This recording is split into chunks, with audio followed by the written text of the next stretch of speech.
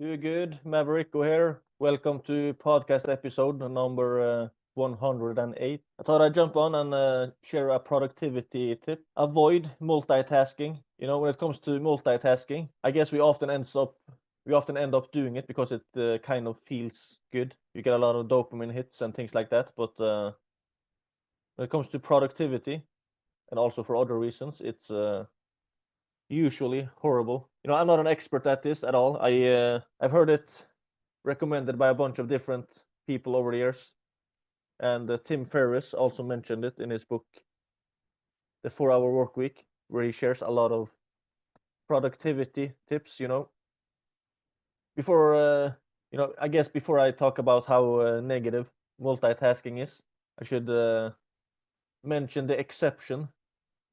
The exception that I know of when it comes to multitasking is when there's no channel. What's it called? When it's not on the same channel, so to speak.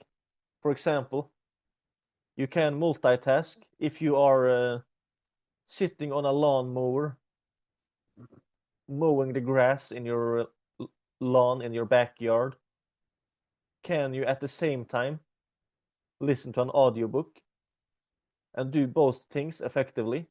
Yes, because then it's not on the same channel, so to speak. It also depends on what audiobook it is and how complicated it is to mow the grass on your lawn. But sometimes your mind is busy, but your hands is free. So, for example, if you can mow the grass on your lawn without almost thinking about it, and you don't have to concentrate heavily, but you're kind of busy with your hands, but you can still think on a lot of other things without it affecting it that much. Yet, in a case like that, then you can multitask effectively. Or maybe you're cooking while listening to an audiobook.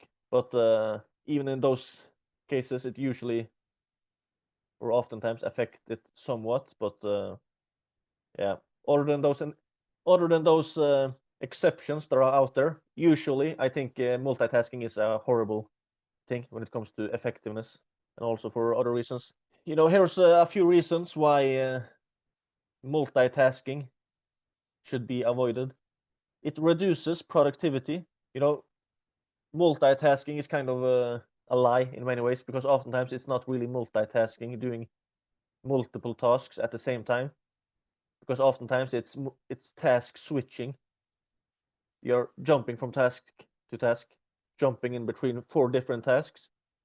A little bit on task A, a little bit on task B, task C, task D, and you kind of jumping in between them. You're not actually doing all of them at the same time. That's often the case that you're basically just switching tasks a lot. And then there's also a concept that's called task switching cost, where if you're switching from one task to the next, maybe you have to get into it again, and that switching oftentimes takes time as well. Yeah, it increases mistakes. Divided attention leads to errors, especially tasks requiring precision or critical thinking. Yeah, causes mental fatigue. Constant switching between tasks exhausts your brain, reducing your energy and ability to focus. Decreases quality of work. I guess that's also often the case. The lack of focus results in subpar performance, as no task gets your full attention. Prevents deep focus. Multitasking blocks the ability to engage in deep, meaningful work where creativity and problem solving thrive. Yeah, I think that's often the case as well. Reduces memory retention. Your brain struggles to retain information when it's jumping between multiple tasks, leading to forgetfulness. Yeah, I think that's also one. Increases stress. The pressure of handling multiple tasks at once creates a sense of overwhelm and anxiety. I think that part might be what's causing a lot of people to do it, or maybe they feel so stressed because they have many things to do, so they kind of end up jumping in between different tasks because they feel they can't really sit down and complete the first task before jumping to the next one.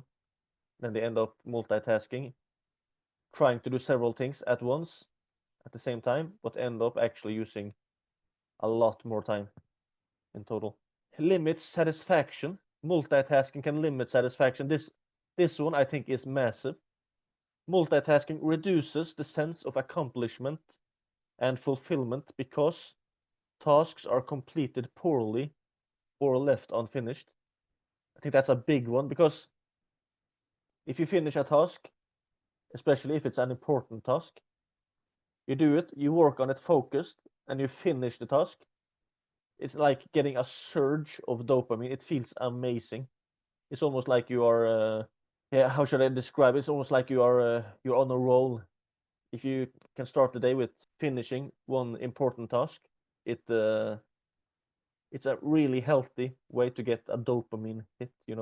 But if you multitask and you don't finish it, or you maybe finish it in a vague way, I think yeah, it's not having the same effect at all. Wastes time. Yeah, like I talked about task switching cost. Task switching delays progress as your brain needs time to refocus with each switch. Yeah. Anyway, I'm not an expert on productivity advice. I thought I'd just jump on and share this one because the way, I mean, the times when I've used this myself and avoided multitasking, almost always, yeah, I think almost always the result is a lot better. And if you choose your tasks correctly and prioritize correctly, then I think you should be able to sit down and complete the task.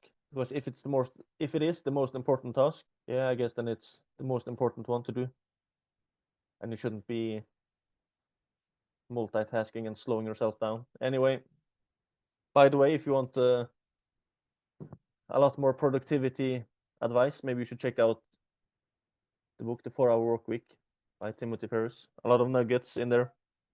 By the way, when it comes to this book, The 4 Hour Work Week, a lot of people think it's about sitting on the beach and being lazy, working only 4 hours per week, and that he's promoting idleness. That's not what he's doing. And the 4 Hour Work Week, is it really possible? I've searched a lot online trying to find real life success stories of people working 4 hours per week, but it's not easy to find. But the thing is, actually, a few weeks ago, I was interviewing a guy for my online education and community platform that I'm building, terrific30.com. I was interviewing a guy about his paid community success story. And these days he was working less than 4 hours per week and profiting about 18,000 euros per month. Pretty fascinating stuff. You know, just to make it clear, I'm not promoting idleness. Hard work is good, laziness is bad. But the thing is, there are times and periods in life where semi-passive income can be an amazing thing.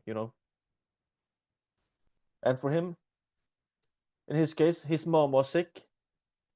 She had cancer, so he was spending a lot of time with his mom and helping her out with things like hospital appointments, things like that. The dream of freedom is possible. Even if I've not achieved it myself, I'm not an expert at it, but the last few weeks I've interviewed a bunch of people. I'm going to I'm in the process of interviewing 30 real life success stories of paid community owners that are making, yeah, at least $10,000 in profit per month. And so far, at the time of this recording, I've not interviewed all 30, but I've interviewed a bunch of them, and it's been fascinating how, yeah, both how quickly a lot of these people have done it, but also the amount of freedom they are able to have. You know, Imagine what your life could look like if you had time, income, and location independence. Then you could probably choose what you want to do, when you want to do it, where you want to do it, and with whom you want to do it. The 4 Ws, what Timothy Ferriss calls the freedom multiplier. you know. Anyway, if you want to learn from those real life success stories, go to communitycashcows.com. All right, take care and God bless.